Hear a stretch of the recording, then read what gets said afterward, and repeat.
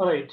So now that you have practiced, let's just do a quick lab for Azure AD Connect. I mean, say typically we cover this topic for Azure Architecture exam, but now that we have built the environment, let's just do it quickly.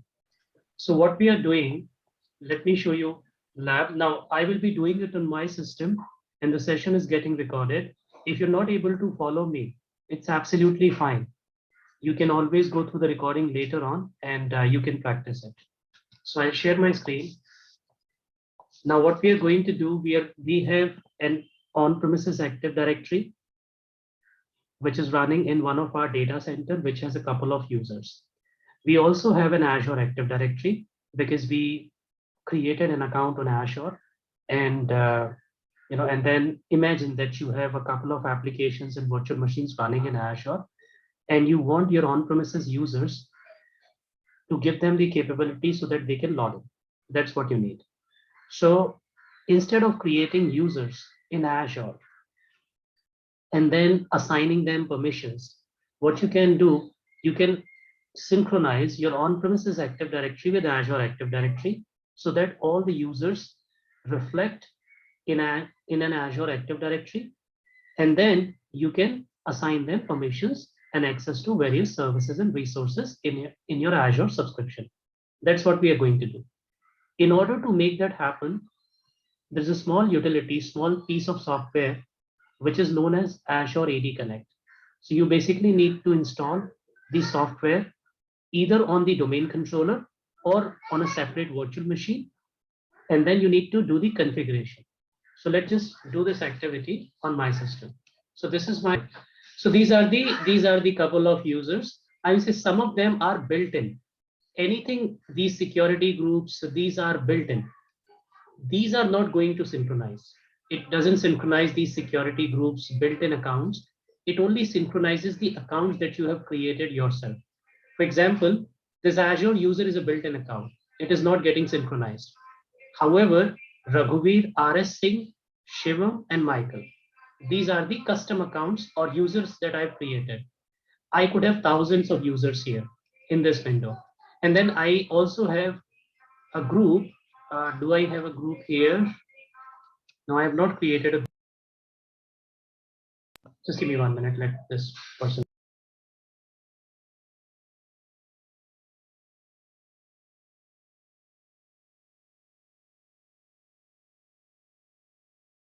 I have this group also, Azure admin, which I have created. So anything that I have created, I can synchronize with Azure. So this is the current status of my, on-premises Active Directory. Let's log into my Azure portal.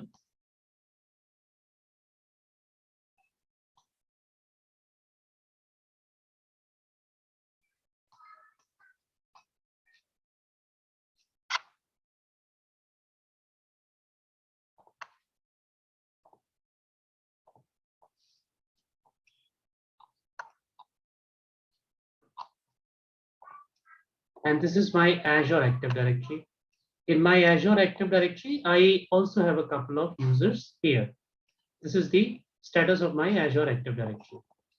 Okay. Now what I'm going to do, I'm going to synchronize my on-premises Active Directory with Azure Active Directory. In order to do that, what I need to do, it has some prerequisites also. And we are not 100% meeting those prerequisites, but for the lab environment, we can at least do this activity. Let's talk about those prerequisites first. So the prerequisites are, this is for on-premises. Let me just change the font size for a moment.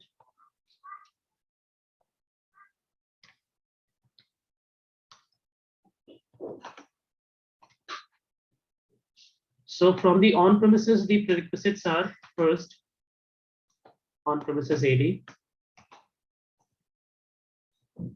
Need an account with enterprise admin role. You need an account who has enterprise admin role added. Second, you need domain information from on-premises. When I say domain information, the name of the domain. So example, If I talk about on-premises, this is my domain name, cloudexperts.com. That's the information that you need from on-premises. Then you also need someone who has domain admin. This enterprise admin and domain admin is same, so let's leave this part because we'll be using this account. Typically, in an on-premises infrastructure, enterprise admins are separate and domain administrators are separate. Enterprise administrators are super users and domain administrators are typically the operation team's member who manages the domain controller.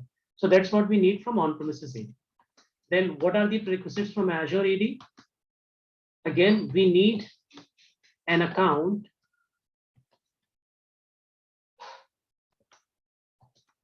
with global admin role. So there's a role in Azure AD with the name global administrator. We need an account who has this role. Second,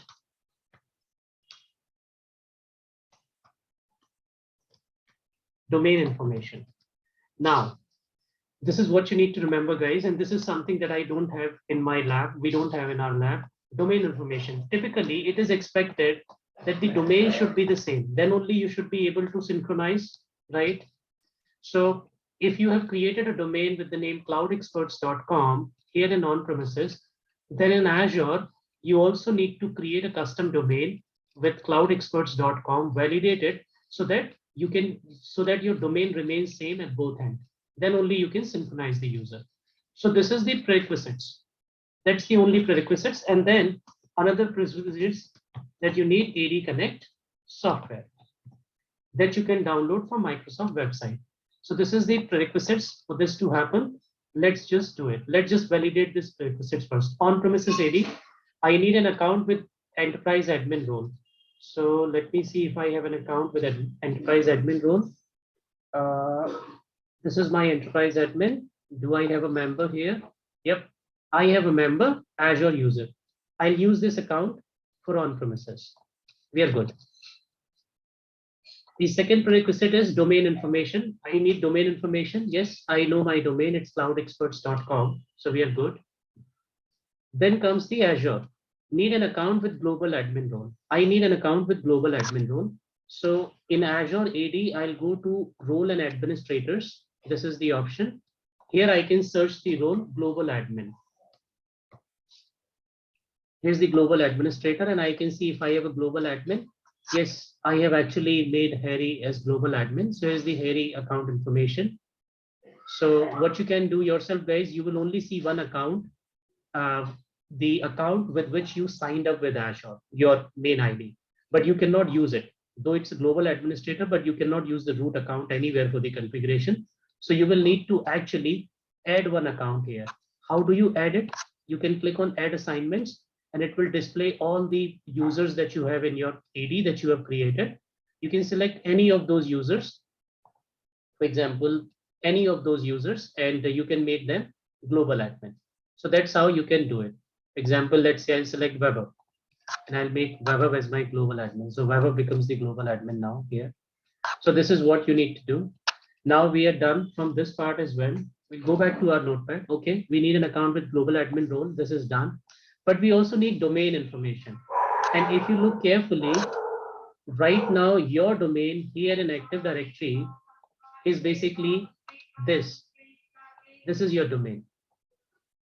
Veena00710 Outlook on Microsoft.com. However, in on-premises it is cloudexperts.com. So there's a domain mismatch. And this is if you're doing it for a production environment, what you will do, you will first add your custom domain, the one that we were doing here, custom domain name. Here you will add cloudexperts.com and validate it. Once that is validated, then it is good. So that's what you need to do, but we are not doing it here. So let's assume that our prerequisites are met. We have domain information at both ends. We have accounts also configured. Now let's just configure it. So as I said, you can deploy this software on your domain controller or any virtual machine that you designate for it. The best practice says that you should be deploying it on the domain controller, typically on the primary domain controller, so that it can easily synchronize the changes. So I'll log into my domain controller VM. here's my domain controller VM, and I will log into Microsoft portal because I need, so I'll log into Microsoft portal since I am using Internet Explorer, which it does not support. So what I will do, I'll just go to my Azure Active Directory and I'll click on AD Connect over here, and then I can download now the AD Connect. Basically, while you were practicing, I also validated. I also deployed it once to make sure that there is no change that has happened in the past. So that's the reason it says it already says synchronized, and it will take to it will take some time to change the status because I have disabled it. But you will typically find the link to download the AD Connect here on your system. If you check, there will be a link that says download AD Connect. Can you verify that? Yep. Okay. So you need to download it, and you need to download it on your domain controller VM. So you will log into the portal from here, or you can just download it. You can just click on download. That will open its window like this. This is the window that you will see.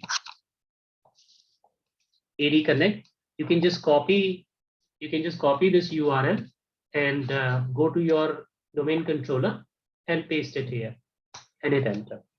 So this is the window from where you download it. You need to download it. I already have it downloaded, and it is in the downloads folder. So it's the Azure AD Connect. So I have it downloaded. Now you need to double click on it to initiate it. So I just double clicked on it, and it's doing some initial configuration. It's copying files. Okay. Welcome to Azure AD Connect. This is how it looks like. Let me know when everyone is on this screen, whosoever is practicing side by side. And even if you're not doing it and just watching it, it's absolutely fine. You can get to the recorded session and try it later. So it says, welcome to Azure AD Connect. Run this installation tool on the server where the synchronization service component will be installed. And it says, this will do this. So you just click on I agree to the terms and conditions and hit continue. When you hit continue, it says, now in a typical production environment, you can have multi-forest, multi-domain infrastructure. So you can actually decide which forest you want to connect, which domain you want to connect. But our lab is a bit simple. We only have one AD domain, which is Cloud Experts, and that this AD Connect software is able to identify because you have installed it on the domain controller. And that's the reason it quickly connects with your domain controller and find out. So what it does over here, it will quickly connect. It will actually discover if this server has an Active Directory installed on it. So it discovered that yes, on this server an Active Directory domain is installed, and here's the domain. So it quickly captured that yes, you have a forest of cloudexperts.com and domain also. And it says if you have a single Windows Server Active Directory forest, we will do the following. So what it is going to do, it will configure synchronization of identities in the current domain, current forest. It will configure password hash synchronization from on-premises to Azure. It will start an initial synchronization. It will synchronize all the attributes, and it will enable auto upgrade. So if right now the current version is Azure AD Connect version 2, if it upgrades in future, it will also do that. So you'll go to the Express settings. Now this is where you need to provide credentials for your Azure AD and on-premises AD. These are the two things that you need to provide. So it says, enter your Azure AD global administrator or hybrid account, hybrid identity administrator credential. You need to enter the global administrator credential here. So I'll go to my Azure AD.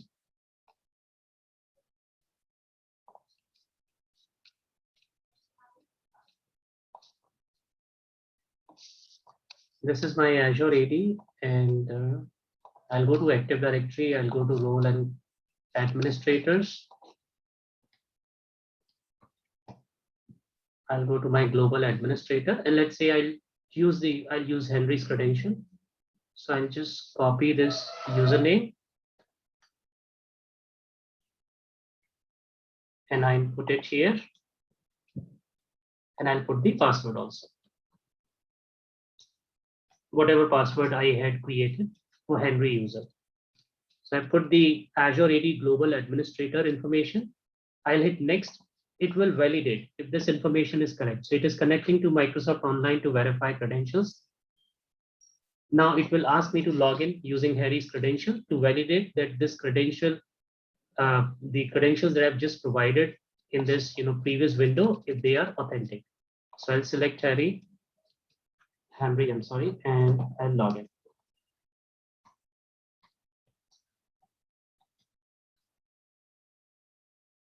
Okay. I'm logging in. It says the password is incorrect. Let me double check. All right. I forgot the password.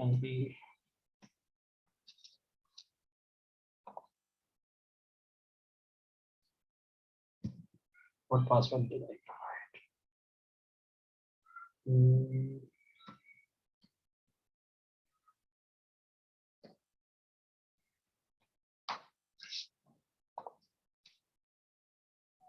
Okay, great.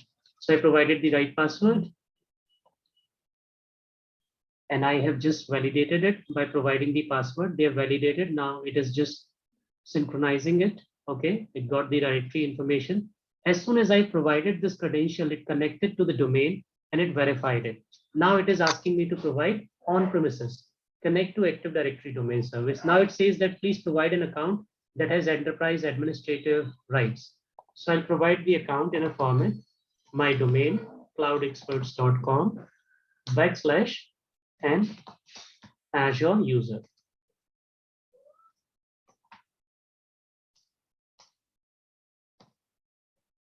Okay, and I'll provide the password for this also.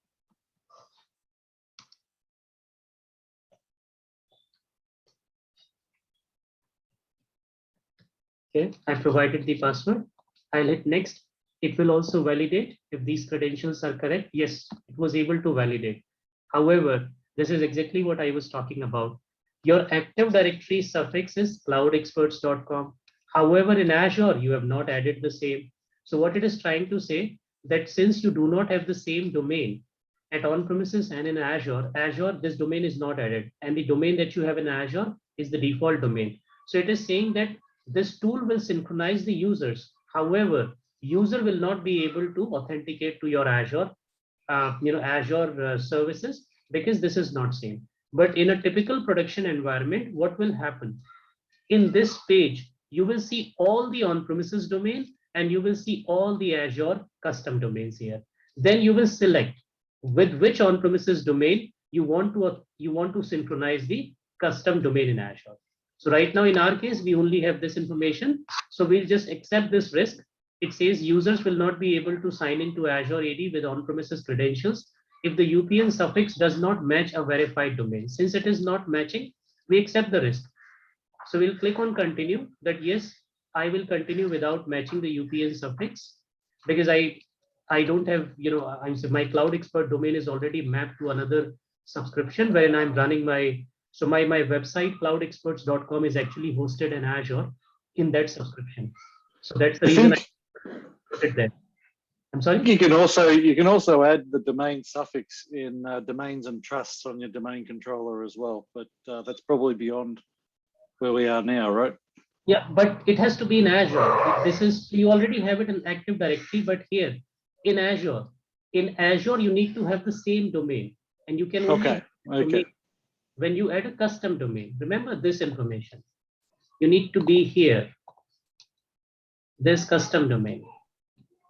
Yes. You need to have added it there and get it verified, which right. So that you need to own the domain.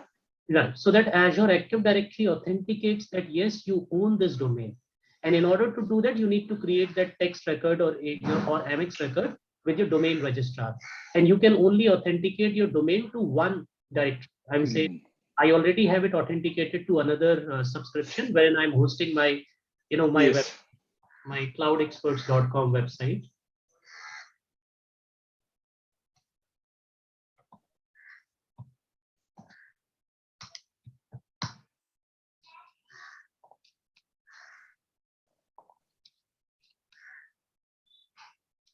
So that's my website, which is basically hosted uh, in one of the Azure subscriptions, and that domain is bound to this website. Okay, let's come back. Yeah, that makes sense. Okay. So we accept this risk. I'll say, okay, I accept the risk, and I'll click on next. Now it is once again checking it. So it's ready to configure. It has already authenticated the credentials for both Azure AD as well as on-premises. And it says that now we are going to install the synchronization engine. We'll configure the AD Connect. We'll configure a connector for cloudexperts.com, and we'll enable password hash synchronization. We'll enable auto upgrade.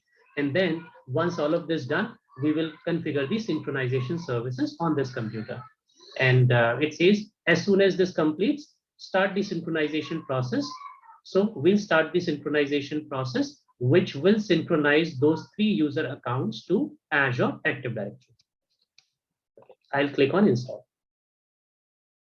So when I'm clicking on install, what it is doing, it is installing a SQL Express, which is a free version of Microsoft SQL Server Express Edition, in which it will capture all the configuration data with respect to Azure AD Connect configuration, with respect to Azure AD domain, with respect to on-premises domain, and all the information that I have just supplied in the previous window. So it's configuring it, and it will take a couple of minutes to do the entire configuration. Once this configuration completes, we will jump into our Azure Active Directory. We'll go to users, and you will be able to see these 3 users in Azure. These 3 users, Raghuveer Singh, Shivam, and Michael, which confirms that the synchronization is working. And after that, whenever I create a new user, every 15 minutes, it runs the synchronization every 15 minutes. If you want to enforce the synchronization, there will be a service that you can stop and start on the on-premises domain controller, and it will do the synchronization. So every time you add a new user, it will be reflecting in Azure AD. Then you just need to assign that user permission. You don't need to create users in Azure. That's the purpose of this service.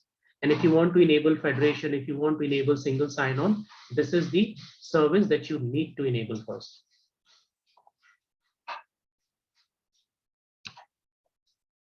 So let it complete. Let me know if others were trying side by side, and if they are facing any issue, I can help while it completes for me. Configuration is complete. It says configuration is complete. You can now log into Azure or Office 365 portal to verify that user accounts from your local Active Directory have been created. Then do a test sign in onto the Azure portal. We cannot do this test sign in because our suffix did not match, but we can actually check the first step, which will confirm that the configuration was complete. So we'll click on exit, and I'll go to my Azure portal now. I hope everything should be in order.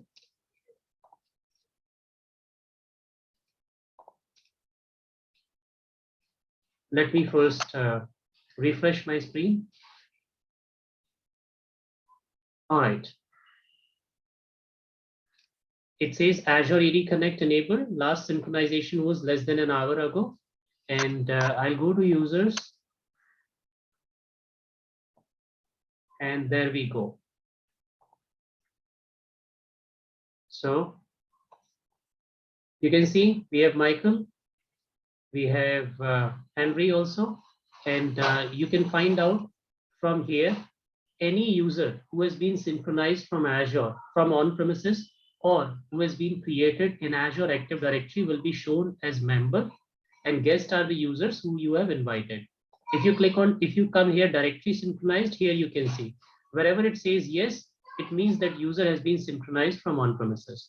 So this Raghuveer R Singh has been synchronized, Shivam has been synchronized, and this is on-premises directory services. This is a service account which gets synchronized, and Michael has also been synchronized. So it confirms that yes, our Active Directory on-premises identity synchronization using Azure AD Connect has been perfectly working fine. And as I said, the synchronization happens once in 15 minutes.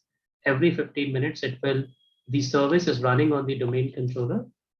So if you go to the services here, you will find the synchronization service, which is responsible for the synchronization. You can find it here.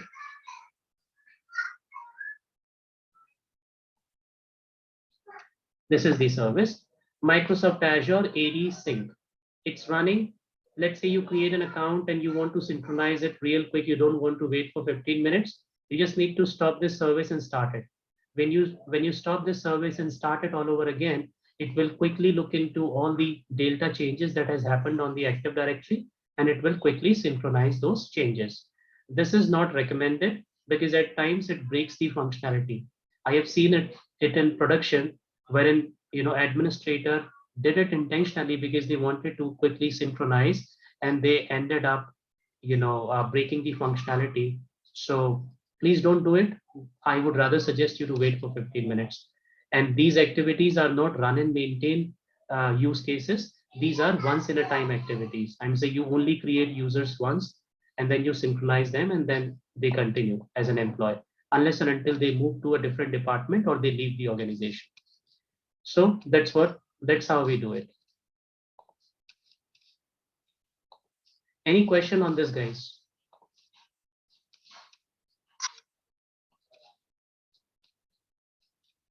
And one more thing, guys, there's another service here. I'm saying it has some capabilities, this AD Connect, but for that we need license. So if you go to AD Connect here, it says sync status enabled. Less than an hour ago, last sync was done, password hash synchronization is enabled. And if you need health information, I'm saying health and monitoring, if you actually want to see how AD Connect service is performing, how many users have been synchronized in the last 24 hours, and you need detailed information, you can click on this service. However, it's a paid service. It requires an Azure AD premium trial license. So since we don't have a license, we don't need to get into the detail of it. But when you enable this service, it gives you all the synchronization errors. It gives you all the information. I would say it provides you lots of information which was not available until this service was launched. And then administrators would end up raising a support request with Microsoft so that Microsoft engineers can look into the backend and find out what is not working right, why identities are not getting synchronized, or if there was any challenge. But now things have become more easier here. So it will show you your on-premises Active Directory domain service information. It will show you your Active Directory federation services, all the information when you enable this service. So that was all about Azure Active Directory, guys. There is one more thing that I want to talk about, which is type of roles which are there. So we have two types of roles, basically three types of roles in Azure, which is, first of all, this is known as role-based access control. So what is role-based? In short, we call it RBAC.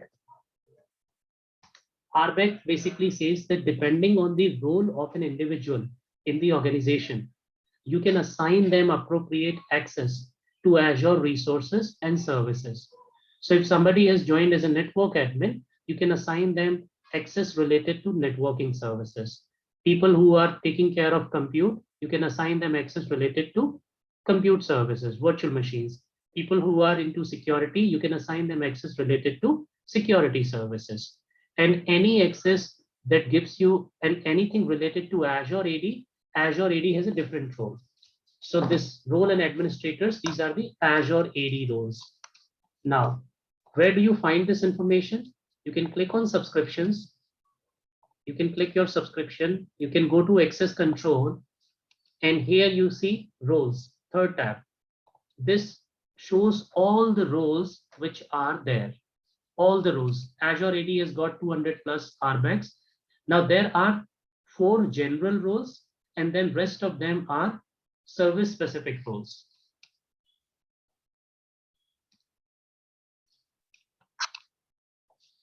So the general roles are owner, user access, administrator, contributor, and reader. These are general roles. And then you have service specific roles. Service specific, like roles related to compute, which is virtual machine, network, storage, security, or other services, whatever you have in Azure, like storage accounts, etc. So that's what you have. Okay.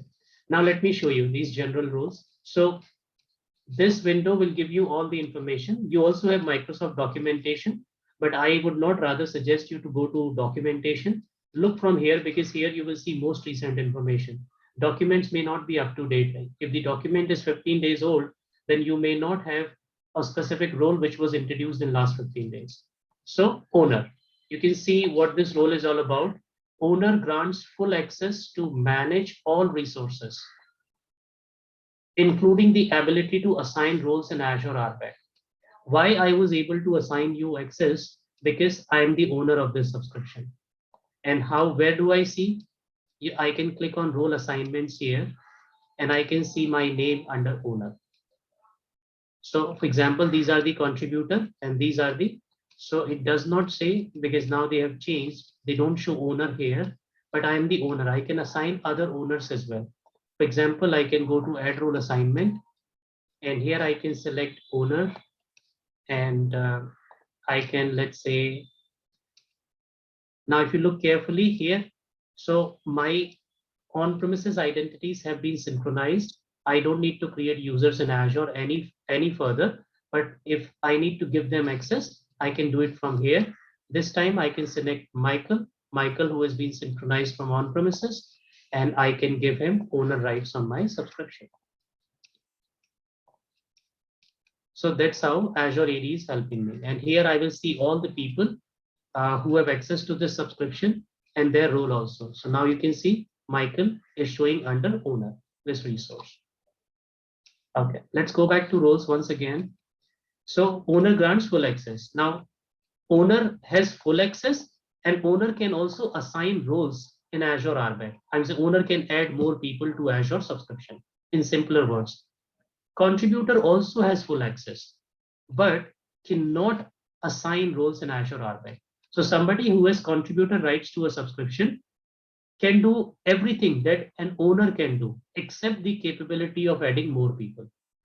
Earlier, I would say a couple of years ago, maybe 2, 3 years ago, Azure in contributor had this capability, and there were security violations. Contributors would unnecessarily invite people, invite guest users, or add members from the organization to Azure. So in order to separate this, what Microsoft has done, Microsoft has created a specific role, which is his user access administrator. Here's this role at the bottom. Now this role, if you have this role allocated to your ID, then you can add people to Azure. So lets you manage user access to Azure resources. Now typically this role is with security team. Administrators who provide administrative support on Azure services, they are not supposed to add more people. They are not supposed to grant access to users. It is the security team who is supposed to manage all of the access related issues. So typically security team people will have access to this role, user access administrator. So a contributor with user access administrator is equivalent to an owner, in other words. Is it making sense, guys? Yeah, for sure. Great. Then comes the reader role. Now this is a typical role that you will find most of the people being granted to. So reader can view all resources but does not allow you to make any changes. So reader cannot perform CRUD, which is create, update, read, and delete activities. Reader cannot do any of that, but reader can have access to the entire subscription. Now these roles, owner, contributor, reader, and user access administrator, these roles are assigned at the subscription level because they are general roles. Then rest of the roles, which are service specific roles, these roles can be assigned both at the subscription level as well as at the resource level. So for example, I have made Michael as owner. I'll go to the role assignments and see Michael is here. let's say I'll remove Michael from here. I don't want to make him owner. And I want to assign him access to one specific resource group, which relates to his job functionality. So I can also do it like this. I can go to role assignments and I can select the role first. For example, I select the contributor role. Then I'll go to select members. And here I'll see the resource group as well. I'll see those members as well as resource groups as well. For example, here's the group Azure admin. Remember, I created this group. So I can select this group and I can assign access to this group. Instead of assigning access to an individual user, I can assign access to this group, and whosoever is part of this group will have access to the resources. So that is also, this is something that I can also do. So once this is added, you will find you will find here, and you will see that that group has access to. So you can see this Azure admin is a group that has contributor access to this subscription. Now I can go to Azure Active Directory. I can go to group, which is Azure admin here, which has been synchronized from on-premises. You already know this group was present here, if you noticed.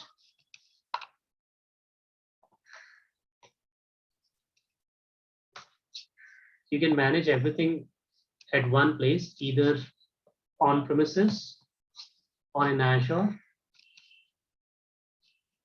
So if you go to tools, users and computers, you can see Azure admin here. So this Azure admin group has been synchronized from on-premises. Now, since this group has been synchronized from on-premises, and you already know that this group has one member, which is this, you will already find this member there. So if I go to this group, Azure admin, and if I go to members, you will already find this member here, because this has come from on-premises. And this member has contributor rights to Azure subscription by virtue of group. I can add members here. So add members capability is not shown here. So what I can do, I can go back to my users and add them manually to here. So I can go to users. And for example, Michael, I want to add him. I can go to Michael and I can go to groups here, and I can add him to that specific group, for example, Azure admin. So I can do that. So that's how I can manage all of it. Okay. Then comes, so let's go back to the roles once again. So there is a lot of things which is there in Azure Active Directory, just that I'm saying this is an identity and access management solution, and there are specific individuals or SME who only work with this solution, and they spend a couple of years learning it. And say you first, so typically people who are into identity and access management, they are responsible for managing Azure AD, and not the Azure administrators. Azure administrators are typically limited to Azure services. AD is also an Azure service, but it has a different domain altogether. So that's what you see there. Let's go back to the subscriptions once again. I'll go to access control, and once again I'll go to roles. So these are the roles. So 4 general roles and rest of the service specific roles. Let's say, do I have roles related to virtual machines? Yes, I have a couple of roles. I'll just select virtual machine and I'll see the roles related to virtual machine. These are the roles. So I have virtual machine contributor, virtual machine administrator, virtual machine user login. So these are the roles. I'm saying, if I don't want people to get access to the entire subscription, I can give them specific role, which is virtual machine contributor. So I can select this role and I can assign this role also. Do I have role related to virtual network? Yes.